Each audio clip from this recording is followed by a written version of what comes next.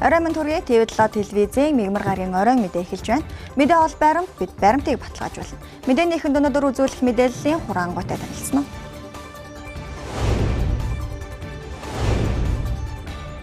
Хүнсний бараа бүтээгдэхүүний хангамж, нийлүүлэлтийн хомсдол, сөрөг нөлөөллийг бууруулах тухай хууль хэрэгжиж эхэлнэ. Хөгжлийн банкнд чанаргүй зээлдэгч нарын хөрөнгийг хурааж худалдах эрхийг олгох шаардлагатайг сангийн сайд санууллаа. Монгол Улсын ерөнхийлөгч архи согтууруулах ундааны зохисгүй хэрэглээг бууруулах талаар зарлага гаргалаа.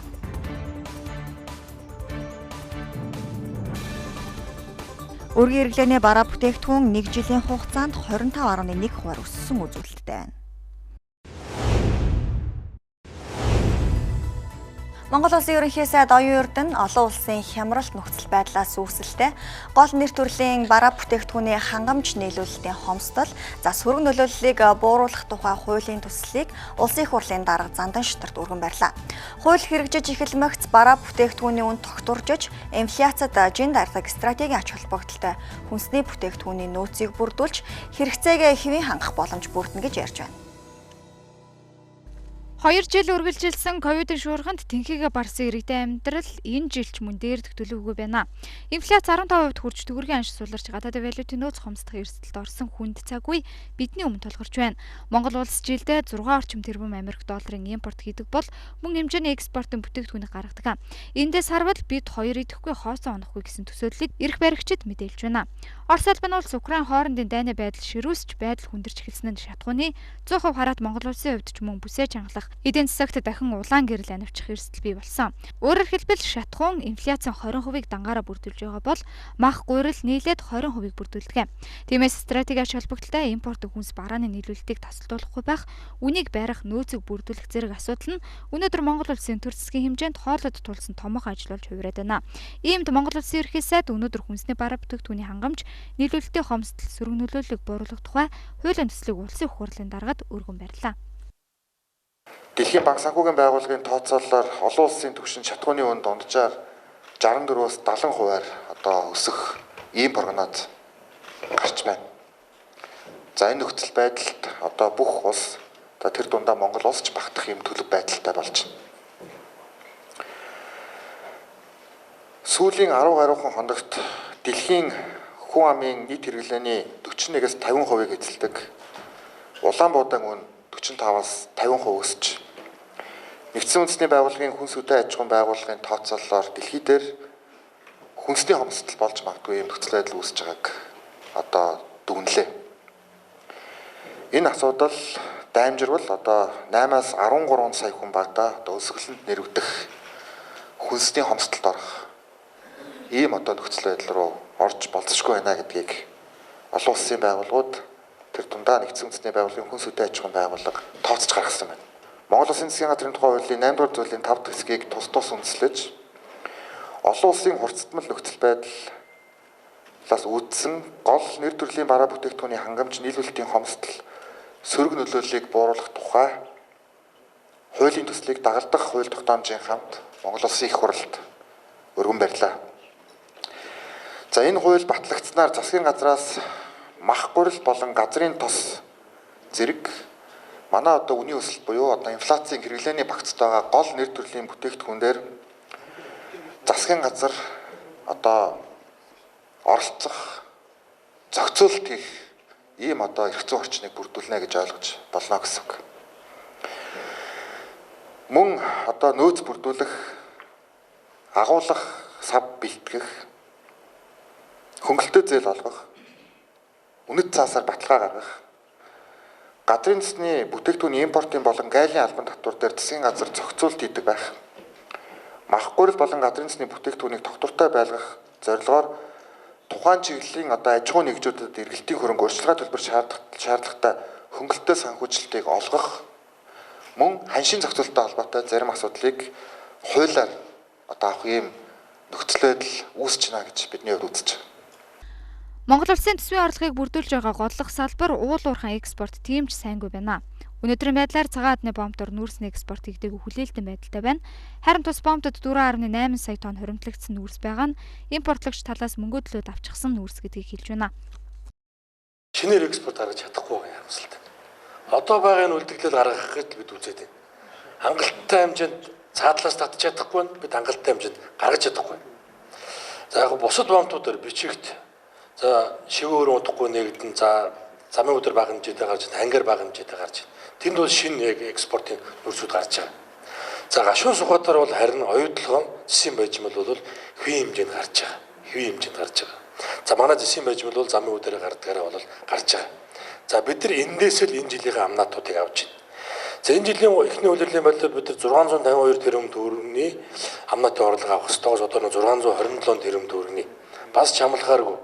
Эндээсээ бид нар ирээдүйн сангаа санхүүжүүдэд эндээсээ хүүхдийн мөнгөө ингээд тавиа явж байгаа. Өөрөөр хэлбэл бид ийм хүнд үед энэ ирээдүйн сан маань маш одоо түүхэн үүргээ гүйцэтгэж бусад өөр одоо төсвийн санхүүжилт энэ боломжуудыг өгч байгаа маш том одоо юм зөв бодлого арга болж байгаамаа. За тэр гайлын гацаа гэж үг яваад байдیں۔ Энэ гайлын гацаа биш шүү. Монгол улсын гайл ажилтгаараа хэвээ ажиллаж байгаа. Гайл үйлчлэгээ үзүүлээд орж гарч байгаа бараа бүтээгдэхүүн иргэдэг бүх юм дээр бүрэн үйлчлэгээ үзүүлээ явуулж байгаа. Ганцхан энэ бомбт тэр цааталтаа дата авалт нэвтрэн өнгөрүүлэх ийм л гацаанаас үүсэж байгаа ийм асуудал юм шүү. Монгол банкнаас бодлогын хөг 9% хүргэж хатуу бодлого барьж байгаа нь засгийн газраас авч хэрэгжүүлж байгаа мега төсөл хөтөлбөрүүдийг санхүүжүүлэх, бизнес эрхлэгчдэд зээл олгох ажилд хүүгийн хатуу бодлого үйлчлэх нөхцөлийг бий болгосон. Эсрэгцэж байгаа дээрх шийдлийг богино хугацаанд засахын тулд валютын нөөц бүрдүүлж төгрөгийн тэнцлэг хангах шаардлагатай байгааг мэдээллээ. Ялангуяа саяны хэлж байгаа инфляц маань өөрөө энэ дарамттай байна. За Монгол улсын гадаад төлбөр тооцоо нөөцөн дээр маань нөөцөөрөө дамжаад ханшин дээр маань дарамт байгаа учраас бидний хувьд бол одоо бодлогынхаа хүүг тодорхой хэмжээнд хатууруулах юм шийдвэр гаргасан. За бодлогын хүү маань 9 болчихсон байна. За бодлогын хүү 9 болж байгаа маань өөрөө эргээд хэрвээ сангийн бодлоготой уялдаатай байна гэх юм бол энэ 9 болж болохгүй зүйл байна. Яагаад гэвэл одоо энэ бодлогын хүү өндөрснөөр зээлийн дарамт хэлнэ. За хүү одоо зээлийн хүү өснөөр ингээд засгийн газрын хийх гэж байгаа томоохон төсөл хөтөлбөрүүд хүртэл ингээд зогсон байдалд орно. За эдийн засаг маань өөрөө хүртэл ингээд бас өсөлтгүй болохоор л ийм л зүйл байгаа. Гэхдээ бидний хувьд бол одоогийн энэ төр зүрийн байж магадгүй гэсэн энэ одоо зүйл дээр тодорхой ийм цочмог арга хэмжээ аваад эргээд хэвийн байдалд нар бол хүүгээ буулгах юм боломж байгаа. За өөр одоо нөөцтэй холбоотой зүйл хэлэх юм бол оны эхнээс бол импорт бол одоо сүүлийн 3 сард бол өмнөх онтой харьцуулах юм бол $700 сая нэмэгдэж гарсан байгаа. Маш өндөр өсөлттэй байгаа. Нөөцөө нэмэгдүүлэх тал дээр анхаарч ялах шаардлагатай байна гэдгээр ингээ явж байна. За манай улсад одоогоор 3.2 тэрбум Америк долларын валют нэмэгдэж байна. Зарим нэг валютын төлбөр болон бусад асуудлыг тодорхой хэмжээнд хязгаарлах, хилээр гаргах асуудлыг засгийн газар хяналт тавих зайлшгүй шаардлага үүссэн гэдгийг Монгол улсын ерөнхий сайд мэдээллээ.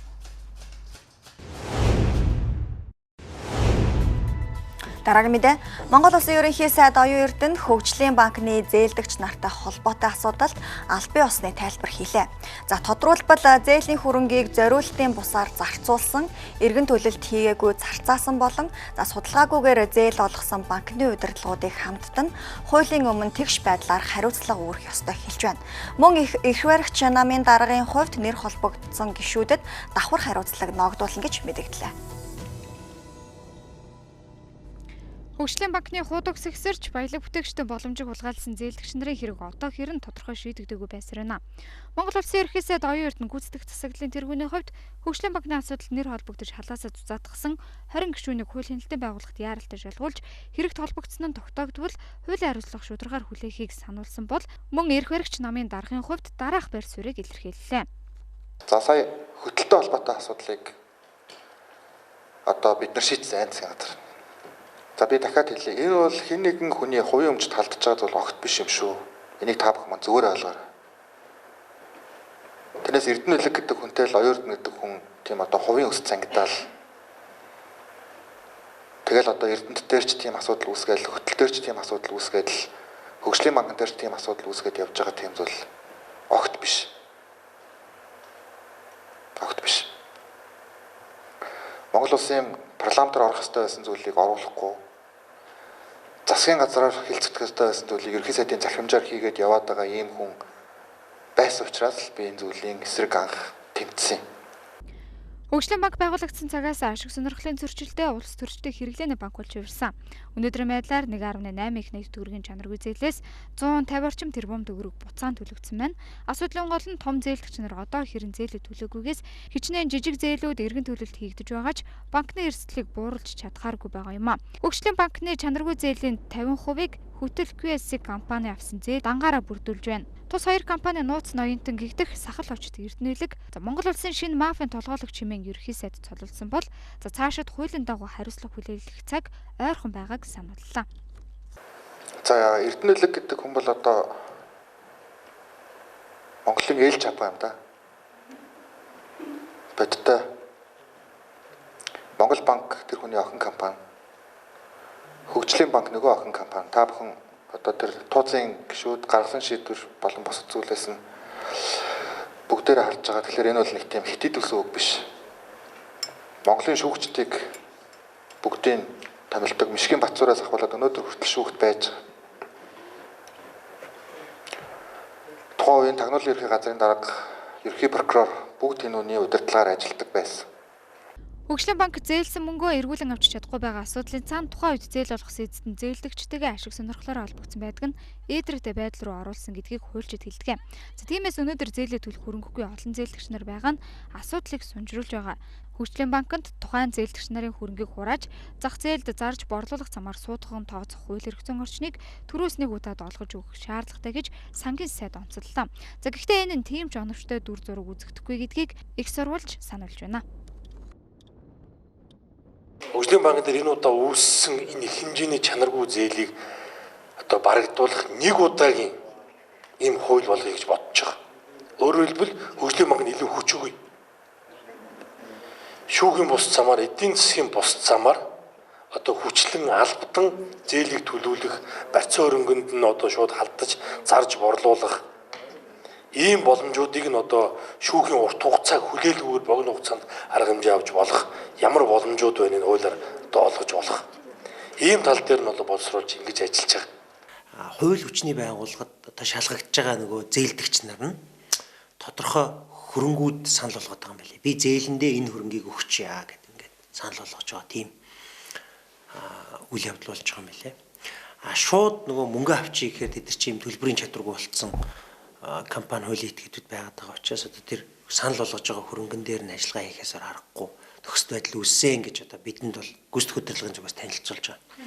Энэтэй холбоотой төлөөлөл удирдах зөвлөлөөс бол гүйцэтгэх удирдлагын одоо нэг бүгдийг багтаасан ийм ажлын хэсэг бол байгуулсан. За тэр ажлын хэсэг нь яах ёстой вэ гэхээр одоо сая хэлээд байгаа юу гэдэг компани ямар хөрөнгийг хэдэн төгрөгийн үнэлгээтэйгээр хөгжлийн банкнд санал болгоод байгаа юм бэ гэдэг тэр мэдээллүүдийг бүгдийг цуглуулад ингээд ийм хөрөнгийг ийм зээлэндээ ингэ санал болгож байгаа юм байна гэдэг саналаа төлөөлөл удирдах зөвлөл рүү бол оруулна гэдэг ийм одоо ажлын дистарал бол тогтоосон байна.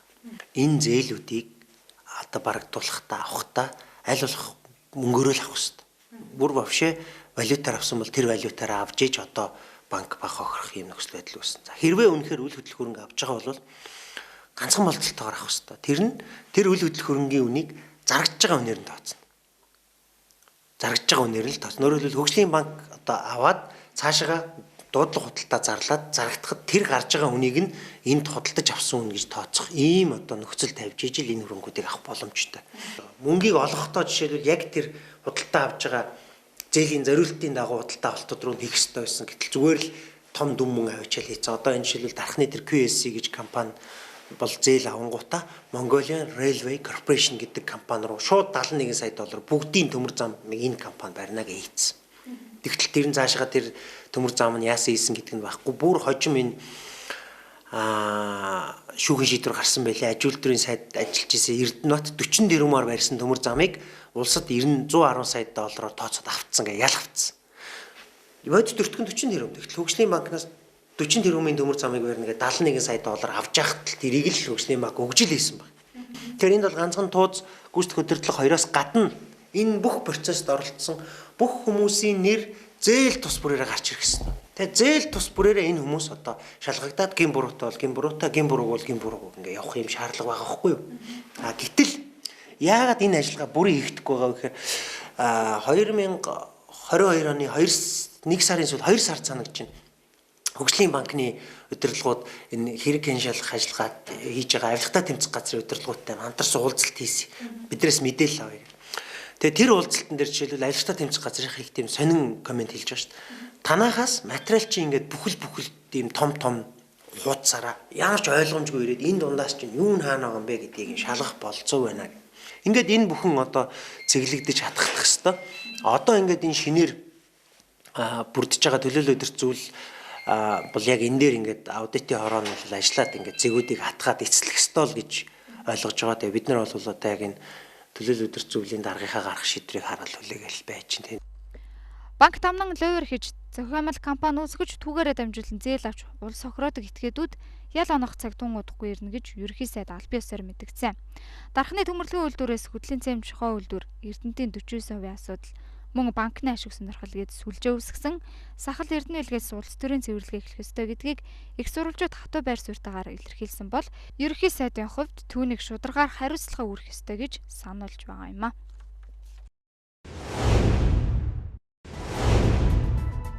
Монгол Улсын ерөнхийлөгч хүрэлцэх засгийн газарт чиглэл өгөх тухай зарлигийг гаргаж, арх согтууруулах ундааны зохисгүй хэрэглэнээс үүдэлтэй хүн амын эрүүл мэнд, нийгмийн аюулгүй байдал, эдийн засагт үзүүлэх сөрөг нөлөөг бууруулах зорилго бүхий эрүүл Монгол хүн хөтөлбөрийг боловсруулж хэрэгжүүлэн ажиллахыг ерөнхий сайд оюун эрдэнэт чиглэл олголоо. Энэ талаар Монгол Улсын ерөнхийлөгчийн тамгын газрын дарга Содбаатар, ерөнхийлөгчийн эрүүл мэнд, спорт нийгмийн бодлогын зөвлөх Мөнх сайхан нар өнөөдөр мэдээлэл хийлээ. Засгийн газарт чиглэл өгөх тухай Монгол Улсын ерөнхийлөгчийн зарлигт онцгой албан төвтөрийн ангиллал шатлалд өөрчлөлт оруулах замаар 38% хатуулагтай этилийн спирт агуулсан арх согтууруулах ундааны хатуулагыг 10 жилийн хугацаанд жил бүр 2%-аар бууруулах, арх согтууруулах ундаанд ногдуулах онцгой албан татврын орлогоос хавдрын эмнэлэг донтох өвчний эмчлэх төв, мөн хөгжлийн бэрхшээлтэй хүүхдийн хөгжлийн төвийг байгуулах, ажлын байрыг нэмэгдүүлэх, хөлмөр эрхлэлтийг дэмжих замаар арх согтууруулах ундааны хэрэглээг бууруулах, нийгмийн эдийн засгийн цогц арга хэмжээг авч хэрэгжүүлэх, төрийн байгууллага, төрийн болон орон нутгийн өмчөд хуулийн этгээдээс зохион байгуулж буй хүлээн авалт аль биесны баяр ёслолын арга хэмжээнд өндөр хатуулагтай этилийн спирт агуулсан арх согтууруулах ундааг хэрэглэхийг бүр мөсөн хориглох зэрэг онцлог арга хэмжээг тусгажээ. Энэ зөвхөн аригтай тэмцээд байгаа юм биш үү? Аригталтайгаа тэмцэх чиглэлд анхаараач гэж. Тэгэхээр бид бүхэн бас энэ дээр ч гэсэн энэ зарлагтад тодорхой зүйлүүд тусч орж байгаа. Тухайлбал иргэд энэ хүүхд залуучуудынхаа чөлөө цагийг зөв боловсон өнгөрөх, биеийн тэмдэг спортоор хичээлэх, орчин нөхцөлийг бүрдүүлэх чиглэлээр тодорхой арга хэмжээнүүдээр санхүү эдийн засгийн дэмжлэг үзүүлэх асуудлуудыг бас энэ зарлагт тусгаж байгаа. Их олон орнуудад тухайлбал Исланд, Унгар гэх олон орнуудад бол энийг дагалдуулж спортоор хичээлэх, чөлөө цагаа зөв боловсон өнгөрүүлэх дэмжлэгүүдийг өгсөн. Тэгэхдээ энэ альва оронд энэ аригталттай тэмцэх, харигтай тэмцэхтэй цогц арга хэмжээг авч хэрэгжүүлсэн байна. Эсвэл одоо нэг гарац боруулах, эсвэл одоо зөвхөн спортыг дэмжих, эсвэл ажлын байрыг дэмжих гэхгүйгээр нийтэд нь одоо энийг авч үлдээж цогцоор арга хэмжээ авч иж бодит үр дүндээс хүрдэм байна гэсэн ийм зүйлүүдийг бид нар энэ судалгаануудаар олон улсын байгууллагууд, манай од эрдэмтэн судлаачдын судалгаанууд нотлон харуулж байгаа. Тийм учраас энэ асуудлыг тусгаж оруулж байна. Хамгийн гол нь арх согтууруулах ундааны одоо тэр хатуулагтай холбоотой, савлтын эзлэгүүнтэй холбоотой, нэгж доод үнэтэй холбоотойгоор энэ татваруудыг тогтоодог бол манай улсад тийм зүйл байхгүй, зөвхөн 3 ангилдаг. Манай улсын энэ ангиллаар явж байгаа татврын бодлого явж байгаа улсад олон улсад байхгүй байгаамаа. Тэгэхээр бид нар энэ дээр ялцгүй одоо шинжилгээг хийх ийм шаардлагатай байна. Ер нь дэлхийд дахин онцгой албан татвар ямар хэмжээнд байгаа, манай улс одоо хэдийн хэмжээнд байгааг аваад үзэхэд хамгийн их хэрэглээтэй арх буюу өндөр градустай согтууруулах ундаан дээр аваад үзэхэд үнийн 60 орчим хувийг одоо татвар эзэлдэг, онцгой албан татвар эзэлдэг бол манай улсын хувьд ерөөсө 38 буюу дэлхийн дунджаас 2 дахин бага хэмжээний татварыг өнгөрсөн хугацаанд, өнгөрсөн 30 жилийн хугацаанд ногдуулж ирсэн нь бид нэр өнгөрсөн хугацаанд согтууруулах ундааны зохисгүй хэрэглээг дэмжиж ирсэн, энэ бодлогыг явуулж ирсэн байна гэдэг нь бидний энэ тоонуудаас харагдаж байгаа. Тэгэхээр энэ татваруудыг бусад улсууд яаж ногдуулж байгаа юм бэ гэхээр жишээнүүдийг би та бүхэндээ бас дурдъя. Холбооны бүгд найрамдах Герман улсын хувьд аваад үзэхэд ерөөсө градусд нь шууд хамааралтайгаар татвараа ногдуулж байгаа. 4.5% шар харигд ногдож байгаа татвар 4.5% татвар ногдож байгаа. 40 градусын согтууруулах ундаанд 40% онцгой албан татвар ногдож байгаа. Энийг дагаад зохистой хэрэглээ буюу одоо градус багтай нөгөө шар хариг, вино, шампанскины хэрэглээ илүү өндөр градустай согтууруулах ундааны хэрэглээ нь багасж явсан баг. Монгол улс дахь архи согтууруулах ундааны үйлдвэрлэлийн нийт биет хэмжээ 2020 оны байдлаар 120.5 сая литр байна. Мөн оны байдлаар манай улсын 21 стейшнээс нэг иргэнд жилд 54 литр архи согтууруулах ундаа новдож байгаагаас 12 литр нь хатуулаг өндөртэй архи, 42 литр нь шараа архи болон бусад согтууруулах ундаа байна. Энэ нь дэлхийн эрүүл мэндийн байгууллагаас тогтоосон аюулгүй хэрэглээний хэм хэмжээнээс өндөр байгаа юм а.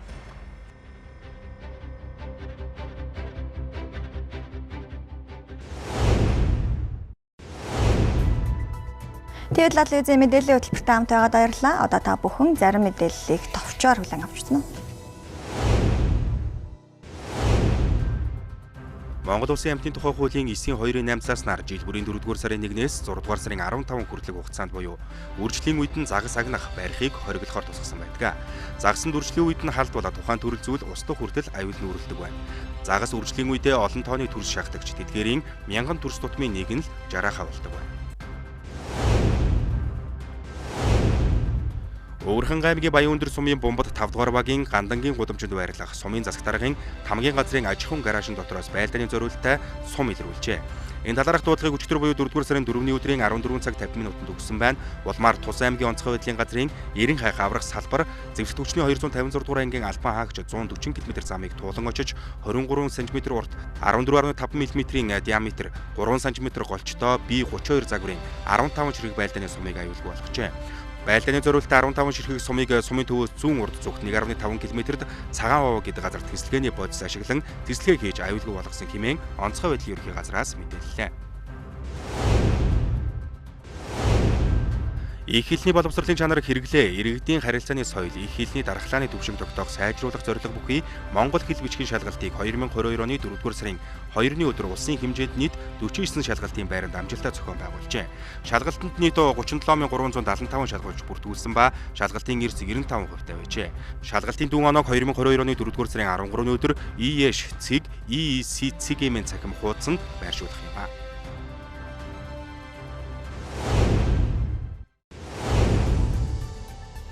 Монголын үйлдвэрчний эвлэлийн холбоо болон түүний гишүүн байгууллага ажил олгогчдын нэгдсэн холбооноос хамтран үнийн өсөлт өргөн хэрэглээний бараа бүтээгдэхүүний хомсдолтой холбоотойгоор засгийн газарт шаардлага хүргүүлэхээр ажиллаж байна. За энэ талаарх мэдээ сурвалжлаганд анхаарлаа хандуулна. Цар тахалтай холбогдуулан сүүлийн 2 жилийн хугацаанд иргэдийн амжиргааны түвшин буурсан. Үнэ аж ахуйн хэлхэл хаагдаж зарим импортын бараа бүтээгдэхүүний хомсдлыг далимдуулан өргөн хэрэглээний бараа бүтээгдэхүүнд 2-оос 3 дахин буюу 25.1%, зарим ажил үйлчилгээний үн ямар ч хяналтгүй нэмэгдэж, инфляцийн түвшинг 2 оронтой тоонд шилжихэд хүргэсэн хэмээн Монголын үйлдвэрчний эвлэлийн холбооноос мэдэгдлээ. Нодингийн 4 сарын 4, 21 оны 4 сарын 4-ийг 22 оны 4 сарын 4-ний одоо байдалтай харьцуулсан судалгаа хийсэн. За тэгэхэд өргөн хэрэглээний бараа бүтээгдэхүүн тухайлбал Улаанбаатар хотын хэмжээнд цагаан будаа 130%-аар үн өссөн байна. 3000 төгрөгийн үнэтэй 1 кг нь 3000 төгрөгийн үнэтэй цагаан будаа 6900 төгрөг болжээ. За шар будаа одоо 2800-га 5000 болсон. 78.6% өсөлттэй гарсан байна. За үхрийн мах одоо 12000-аас 14000 болж 16.7% өсөлттэй. За үхрийн цул мах 14000-аас 16000 болж 14.3% өсөлттэй. Адууны ястай мах 20% өсөлттэй. Сүү 2900-аас одоо 3700 болсон. 800 төгрөг буюу 27.6% өсөлттэй байна. За ургамлын тос бол одоо маш их өндөр өсөлттэй 5500 төгрөгөөр борлуулагдсан. Ургамлын тос 1 жилийн дараа 8100 буюу 47.3% өсөлттэй байна. За элсэн чихэр 90% өсөлттэй.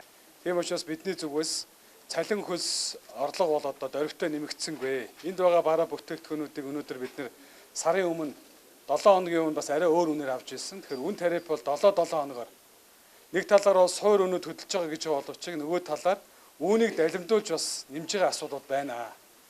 Тухайлбал хил гайлаар орж ирж байгаа үн нэг байгаа. Тэр хилээр орж ирсэн үн зарим бараа бүтээгдэхүүн яахлаараа 50% нэмэгдэж зарагддаг юм бэ. Энд дээр яг аль сүлжээн дээр хэн ашиг нэмээд байгаа юм бэ тийм үү? Тэгэхээр өнөөдөр энэ хүнд нөхцөл байдалд аж ахуйн нэгж байгууллагад маань ч гэсэн ашиг хийнэ гэдэг юм уу тийм үү? Өндөр ашиг хийнэ гэдэг ийм асуудлыг бол нийгмийнхаа хариуцлагын үнд хэрэглэгчээ бодох хэрэгтэй, ард түмнээ бодох хэрэгтэй. А нөгөө талаар түрүүн хэллээ хэл гайлаар ямар бараа бүтээгдэхүүнүүдийг эхний ээлжинд оруулж ирэх вэ? Өнөөдөр яг энэ тулцсан байгаа энэ үед валютын урсгалыг хэд их гадагшлуулсан тийм үү? Тансаг зэрэглэлийн бараа бүтээгдэхүүнүүдийг би хоошоо төр зур байлгаж иж болох болов гэж харж байгаа. 2 жил хөл хорионд үйл ажиллагаагаа түр зогсоосон жижиг дунд үйлдвэрлэл эрхлэгчид энгийн горимшилжин үйл ажиллагаагаа хэвийн үргэлжлүүлэхэд бараа бүтээгдэхүүний үнийн өсөлт хомсдолд хүчтэй нөлөөлж дампуурахад хүрч хэвийн ажиллах боломжгүй байгаа талаар мэдээллээ. Энэ нөхцөл байдал бол манай гишүүн компани болох жижиг дунд үйлдвэрүүдэд бол маш хүн дээр тусж байгаа. За ялангуяа орон нутагт үйл ажиллагаа явуулж байгаа жижиг дунд үйлдвэр бол нэлээдгүй хүндрэлтэй байдал орж ийн. Коронавирусын цар тахлын улмаас сул зогссон байсан аж ахуй нэгж байгууллагууд маань одоо нэг вирус маань гайгүй боллоо гэд ажиллаа үргэлжлүүлээд явуулах гэтэл одоо энэ үнийн өсөлтийн дарамтанд ороод одоо цааш үйл ажиллагаагаа үргэлжлүүлж явуулах юм боломж нь бол хаагдж эхэлж байна. Үүнд бол нэгдүгээр энэ шатгууны үнийн өсөлт орж байгаа. Хоёрдугаар эрдэм хүчний үн өссөн, ус дулааны үнийн нэмэгдэл, валютын ханшны сулрал, мөнгөний бодлогын чангаралт, төгрөгийн сулрал, инфляц, өргөн хэрэглээний болон хүнсний барааны үнийн өсөлт, за энэ түүхийн эдийн ханган нийлэлтийн сүлжээнд орж байгаа хомсдол, бараа бүтээгдэхүүний экспортын агшилт гэх мэт зүйлүүд бол яг энэ үйл ажиллагаагаа тогтвортой үргэлжлүүлэх энэ явцад бол хүчтэй нөлөөлж манай жижиг дунд үйлдвэрүүд бол үйл ажиллагаагаа явуулах юм боломжгүй байдалд хүрээд байгаамаа. Монголын үйлдвэрчний эвлэлийн холбооноос үнийн өсөлт цалиулсны талаар улсын хурал засгийн газраас дараа гарах хэмжээг авах нэн шаардлагатай гэж үзэж шаардлага хүргүүлж байна. Үүнд шатхууны үнийг тодорхой хэмжээгээр зохицуулах, барих, валютын аншийг тогтворжуулах, буулгах, хил гаалаар орж ирэх бараа бүтээгдэхүүний нэн шаардлагатай өргөн хэрэглээний бараа бүтээгдэхүүнийг эхний ээлжинд оруулж нөөц бүрдүүлэх, тансаг хэрэглээ болон автомашин зэрэг төр хойшлуулах, иргэдийн бодиттой худалдаа авах чадварыг нэмэгдүүлэхийн тулд цалин хөлсөө нэмэх, зайлшгүй шаардлагатай өргөн хэрэглээний бараа бүтээгдэхүүний нэмэгдсэн өртгөө албан татварыг бууруулах, тэглэх, бага болон дундаж цалин орлоготой иргэдийн хувь хүний албан татвараас чөлөөлөх, арилжааны банкны хүүг бууруулах зэрэг ажлыг яаралтай хэрэгжүүлэхгүй бол иргэдийн амьдрах чадвар буурч дахин сэрхэхэд хүндрэлтэй цаг хугацаа ихээр зарцуулах тохиолдно хэмээн Монголын үйлдвэрчний эвлэлийн холбооноос мэдэгдлээ.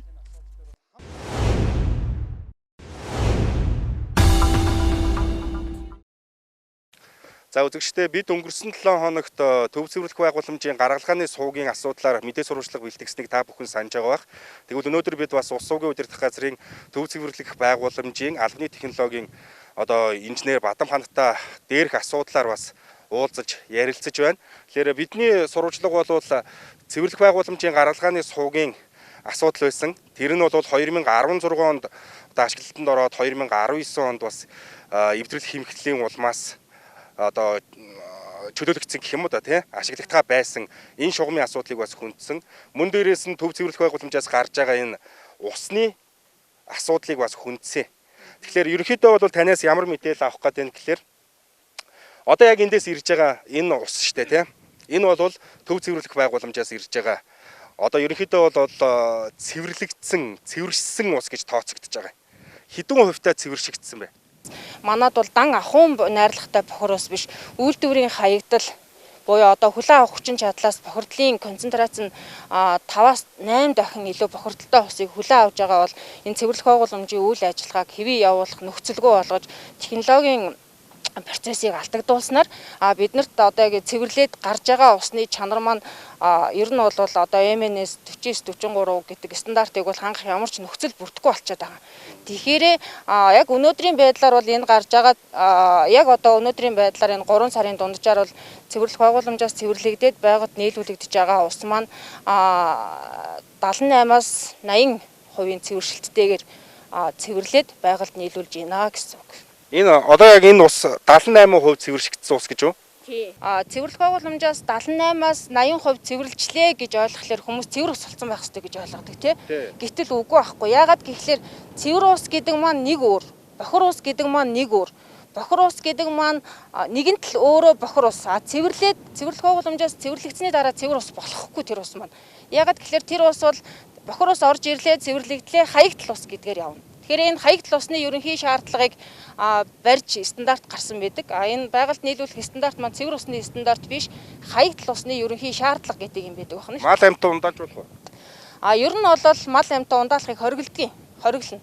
бүр стандарт дээрээ ч гэсэндээ хоригдсан байдаг. Тэгэхээр одоо энэ ус чинь бол шууд одоо туулгол руу л орж байгаа шүү дээ. Тэгээ гол яриад байгаа асуудал нь яг энэ туулголын сав газар. Тэгээд дээрээс нь төв цэвэрлэхээс энэ сонгойрхон уул хүртэл ирж байгаа.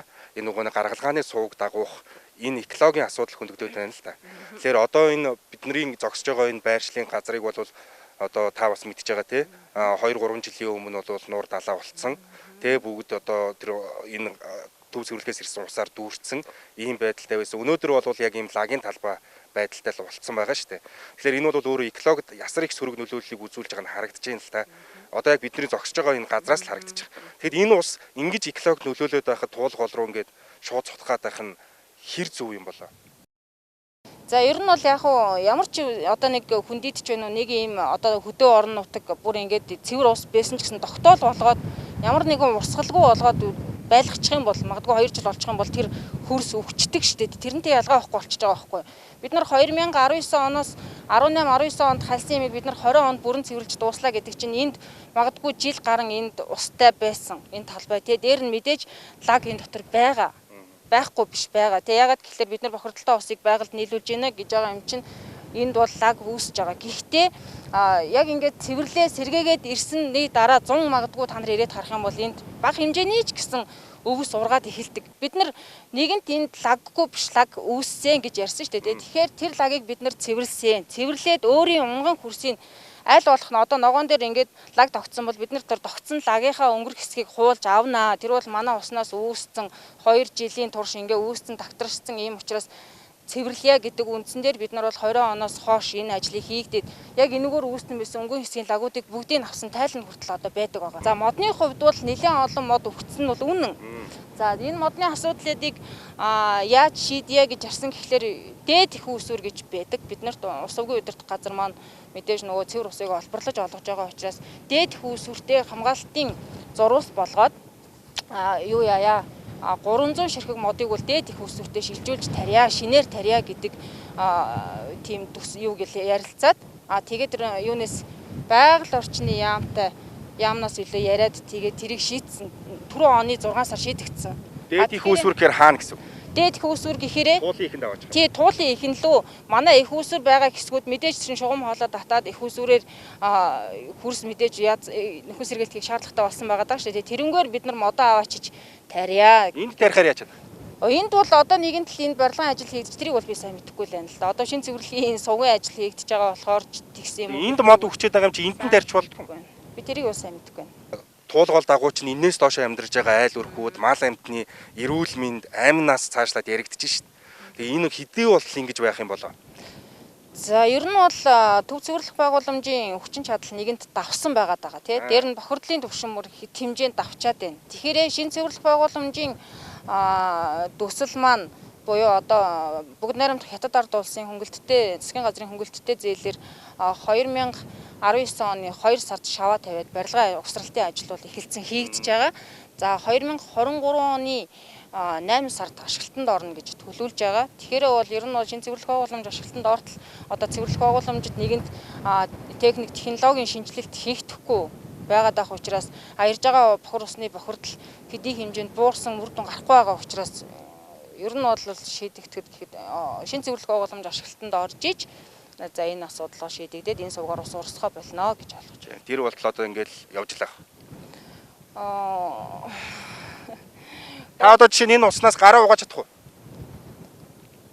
Чадна шүү дээ. Би өөрөө ажилтдаг юм. Хүүхдийнхээ гарыг угаалгах чадах уу? Хүүхдийнхээ гарыг мэдээж би хэлсэн шүү дээ. Цэвэр ус биш ээ. Хүмүүс ойлгохдоо магадгүй 80% цэвэрлжлээ гэхлээр цэвэр ус гэж ойлгоод байна. Энэ бол хаягдл ус юм аа. Тэгэхээр би яг хаягдл усаа тайлбарлаж шүү дээ. Хаягдл ус гэдэг маань яасан байдаг вэ гэхлээр магадгүй задгай байна уу, хөрсөнд байна уу, шин гээд хэдэн өдрийн дараа, хэдэн километр урсны дараа энэ ус маань 100% цэвэрлэгдэнэ гэж тайлбарласан байдаг учраас мэдээж яаж ч одсон хаягдл уснаас гаргасан твшилтэд одоо бүр одоо Япон орончоос очиод энд очиж ингээ гараа угааж зогсож явах хүн биш шүү дээ. Тэнэг хүн биш бол. Тэгвэл энэний чинь доор байгаа шуун папргийнхэн гараа угаагаад зогсож шүү дээ.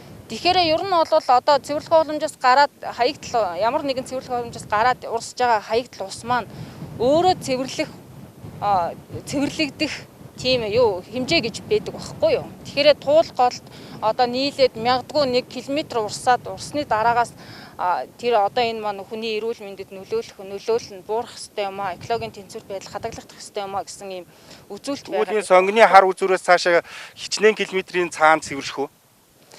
За бид нар бол жил болгон юу яадаг бохирдлын судалгаа хийдэг л дээ. За энэ сонгины яг энэ нийлж байгаа цэгээсээ цэвэрлэх байгууламжаас гарч байгаа цэг, за тэгээд туулголтой нийлж байгаа сонгины ам, цаашаа биогийн модон гүүр, за тэгээд лүн сумс, шаамар хүртэл явдаг байгаа. Тэгэхээр яг бохирдлын түвшин хаана их байна вэ, хаана буурж байна гэж үзээд ингээд явдаг байгаа. Тэгэхээр ер нь бол биогийн модон гүүрээс цаашаага бохирдол саардаг. Саарж явсаар агаад лүн хүртэл агуулмж байдаг. Яг үннийг хэлэхэд бол агуулмж байдаг хэдий ч экологийн тэнцвэрийг алдагдуулах хэмжээнд байдаггүй болчдөг байхгүй лүн хүртэл. Тэгээд мэдээж лүнгээс цаашаа болоод ирэхээр нөгөө шаамар гэх мэтлийн уурхаан уусууд ороод ирэхээр угаасаа бүр бохирдолтой болоо явчихдаг. Ийм судалгаа бол жил болгон хийгдээд явдаг.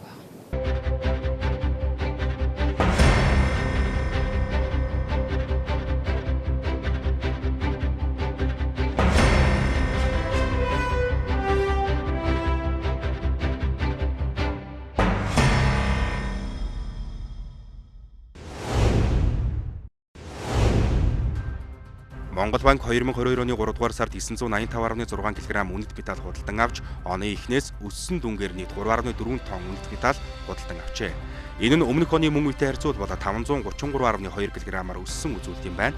3 дугаар сарын хувьд Дархан уул аймаг дахь Монгол банкны хилдэс 12.5 кг, Баянгор аймаг дахь Монгол банкны салбар 48.8 кг үнэт металл худалдан авчээ. Улсын хэмжээнд нэг зэрэг ихэлсэн төрийн албаны ерөнхий шалгалт 4 дахь өдрөө үргэлжилж байна. Энэ удаагийн шалгалтанд 7612 иргэн бүртгүүлснээс 3574 нь нийслэлийн иргэн байна. Төрийн албаны зөвлөлөөс энэ удаагийн шалгалтанд зориулан 8000 хувилбар тест бэлдсэн бөгөөд энэ шалгалагч бүр өөр сорилт бүглэж байгаа юм а. Одоогийн байдлаар төрийн албаны зөвлөлөөс гүйцэтгэх албан тушаалын 1900 гаруй, удирдах ажилтны 371 сул оронтой зарлаад байгаа бөгөөд төрийн албаны шалгалтанд тэнцсэн иргэд эдгээр ажлын байранд ажиллах боломжтой тус зөвлөлийн дарга Баатар Зөрг мэдээлжээ. Мөн шалгалт өгөхөөр бүртгүүлсэн иргэдийн 50 гаруй хувь нь 30-аас доош насны иргэд байгаа юм байна. Шалгалтыг зохион байгуулахаар улсын хэмжээнд 350 гаруй төрлийн албан хаагч ажиллаж байна.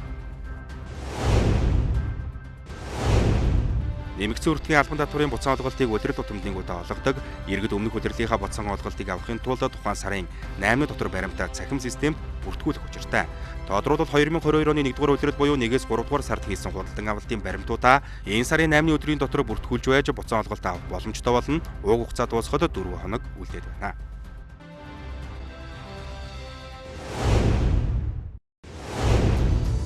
Хордлогын яралтай тусламжийн үндэсний төвд өдөрт 3-аас 5 хүн угаарын хийн хордлогын улмаас ирдэг. Гэхдээ цаг агаар дулаарч айл өрхийн галгаанд өөрчлөлт орохдоо зэрэгцэн угаарын хийн хід хорцсны улмаас эмнэлэгт ирэх хүмүүсийн тоо нэмэгдэх хандлагатай байгааг тус төвийн эмчнэр анхааруулж байна. Хаврын улирал ирж гадаад дулаарчуугатай холбоотойгоор айл өрхүүдийн галгаанд өөрчлөлт орж эхэлдэг. Үүнтэй зэрэгцээд угаарын хід хордох хүний тоо нэмэгдэх хандлагатай байна. Хамгийн гол нь иргэд угаарын хийн аюулыг тэр бүр сайн мэдэхгүй дээр анхны тусламжийн мэдлэггүй байгаа нь эрсдлийг улам бүр өндөр болгож байна. Хэрэв угаарын хід хордсон ямар нэгэн шинж тэмдэг илэрвэл хамгийн түрүүнд эрүүл агарт гарах, шингийн юм хэмжээгээр уух шаардлагатай. Мөн түргэн дуудах болон өөрт ойрхон эрүүл мэндийн байгууллагад хандаж аппаратаар хүчилтөрөгчөө хэмжүүлэх хэрэгтэйг эмч сануулж байна. За манай хордлогын яралтай тусламжийн үндэсний төвд бол эм болон химийн бодисын хордлого үндэсний хэмжээнд үзүүлж байгаа юм эмнэлэг. За угаарын хордлого бол өвлийн улирал, хавар намрын улирал солигдохтой зэрэгцээд хүмүүсийн галгаатай холбоотойгоор 2-оос 3 тохиолдол бол өдөрт тогтмол ирж байна.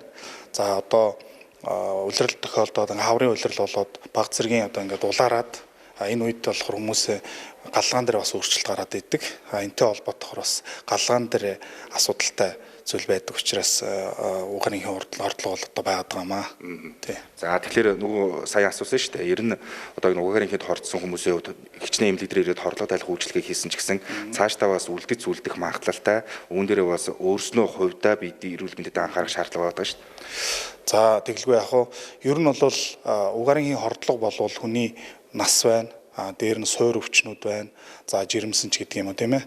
Зүрх судасны өвчнөд, тархины цусан хангамжийн дутагдaltaй буюу одоо хавдартай ч гэдэг юм одоо ийм суур өвчнөөс бол маш их шалтгаалж байгаа. Дээр нь нэмээд хэлэхэд болохоор хордсон хугацаа, хэр зэрэг хурдан хугацаанд тусламж авсан. Энээсээ бол шалтгаалаад бол үлдэс үлдэх энэ төр асуудал бол ярьдаг. Мэдээж хэрвээ та суурь өвчтэй тэгээ дээр нь угаартсан байх юм бол одоо харьяа дүүргийнхаа эмнэлэгт одоо суурь өвчний эмчилүүлэх юм арга хэмжээ авч болно. Хөнгөн хэлбэрийн угаарын болон бусад хийн хордлого хүний биеэс хурдан хугацаанд гадагшилдаг. Хөнгөн хордлогын үед аюултай эрсдэлтэй анхаарал байх зүйл бараг байхгүй гэдгийг эмч хэлж байгаа юм. Харин хүнд хэлбэр хордсон хүмүүстэй сануулхад хамгийн багадаа жилийн хугацаанд эмчийн хяналтанд байх ёстой юм байна. Учир нь хүнд хордлогын үед тархины үйл ажиллагаанд сөрөг нөлөө үзүүлэх өндөр магадлалтай байдаг байна. Мөн угаарын хийд хүнд хэлбэр хордсон хүн дахин хордвол амнасаа алдах эрсдэл маш өндөр болдгийг эмч сануулж байгаа юм а. Мэдээллийн хөтөлбөр гадаад мэдээгээр үргэлжилж байна. Орчуулагч Томч Баярхтын бэлтгэсэн мэдээлэлд анхаарлаа хандуулна.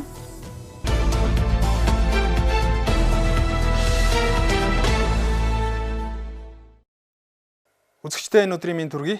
За Украиний нөхцөл байдалтай холбоотой цаг үеийн зарим мэдээллийг үзэгч та бүхэндээ тоомлон хүргье. За Украиний талаас Оросын холбооны улсыг тус улсын энгийн номхон иргэдийн эсрэг геноцид үйлдсэн. За дайны гэмт хэрэгт Оросын холбооны улсыг буруутгаад байгаа.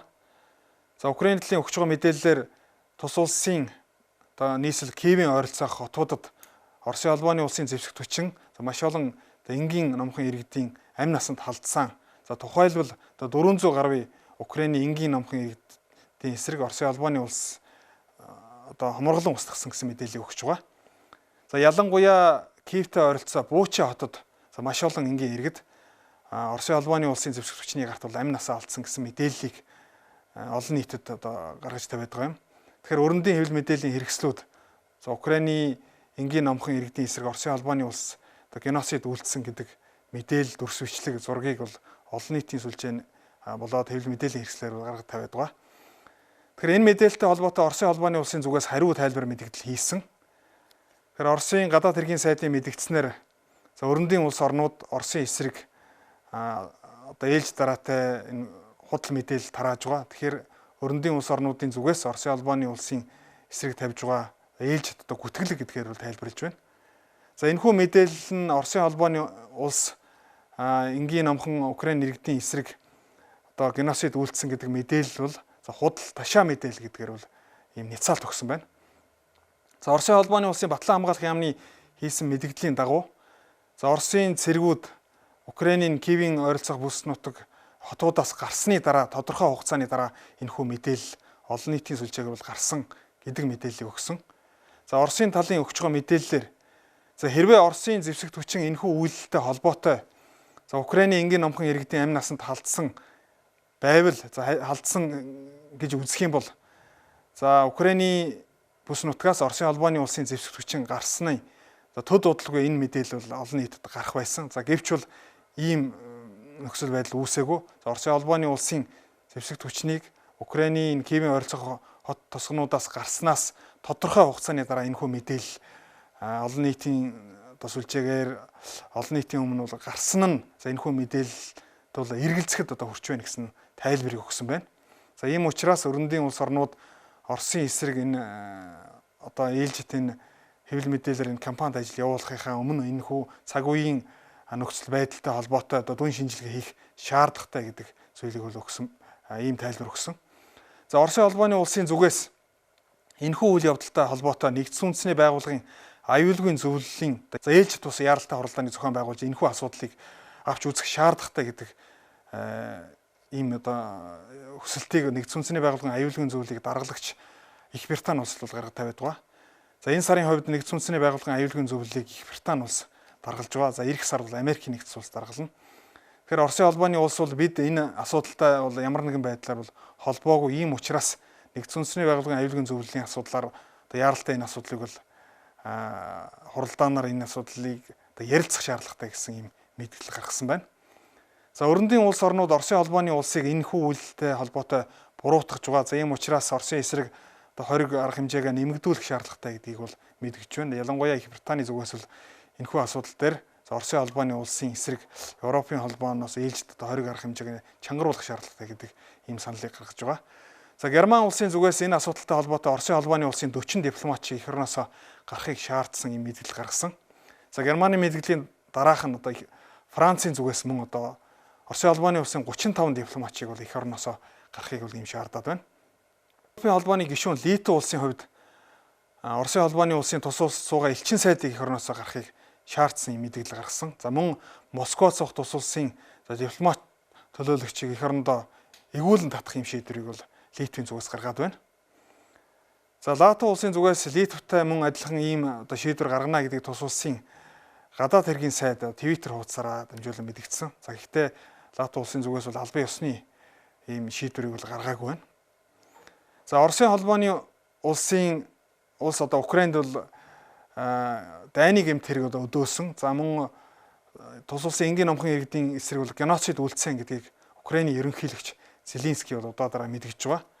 За гэхдээ хэрвээ одоо Оросын холбооны улс Украинд геноцид үйлдсэн гэсэн ч бид бол хоёр улсын хооронд энхийн хэлцээр байгуулах асуудлах яриа хэлцээгээ бол цааш үргэлжлүүлнэ гэдгийг Украиний ерөнхийлөгч Зеленский хамгийн сүүлд өгсөн мэдээлэлдээ бол дурдсан.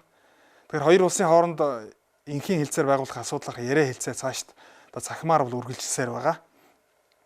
Тэгэхээр хоёр улсын хооронд энхийн хэлцээр байгуулах асуудлаарх хоёр талын яриа хэлцээ зарим талаараа одоо бас бие биедээ тавьж байгаа шаардлага нөхцлүүд дээр бол талууд тохиролцоонд хүрч байгаа учраас за энхийн хэлцээрийн төсөл дээр хоёр талын төлөөллүүд ажиллаж байгаа гэдгийг бол хэвлэл мэдээлэл эрхсүүд онцлсан байна. Тэгэхээр энхийн хэлцээрийн төсөл дээр Оросын холбооны улс болоод Украины за хоёр талын хооронд яриа хэлцээнд оролцсон итгэмжлэгдсэн төлөөлөгч нар за мөн экспертүүд оролцож за энэхүү төслийг боловсруулах ажил дээр бол оролцож байгаа гэдгийг мэдээлсэн. За талууд бие биедээ тавьж байгаа шаардлагууд дээр за зарим нь одоо чухал шаардлагууд дээр бол за зарчмын тохиролцоонд хүрсэн. За гэхдээ энхийн хэлцээрийн төсөл дээр орох зарим зүйл заалтуудтай холбоотой талууд одоо үзэл бодлын зөрүүтэй байдал байгаа. За ийм учраас за талууд бол саналаа нэгтгэх хүрээнд за энхийн хэлцээрийн төсөлтэй холбоотой асуудлаар ойр ойрхон одоо цахим уулзалтуудыг хийж байна гэсэн мэдээллийг хоёр талын төлөөллүүд өгсөн байна. За ингээ үзэгч та бүхэндээ Украин нөхцөл байдалтай холбоотой зарим цаг үеийн асуудлах мэдээллийг үзэгч та бүхэндээ хүргэлээ.